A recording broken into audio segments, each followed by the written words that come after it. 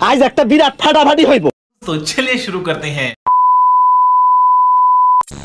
প্রথম দিব হিন্দি ইমান গরে বন্দি, তারপরে বাংলা ইমান রুয়ের হামলা। আরে উগ্গন নামে ব্যান শো আর উগ্গন পরে শেষ করে দে ফজরের পরে আজান জেন উনানা পরে শুরু করিবার আগুতি হত ধরনের ডিজাইন করে শিল্পী টিভি ক্লিয়ার করে সরলি দার দারে গলা তলা ক্লিয়ার করে লোয়ার লট গলার লই তার ভিতর অল গলাই দি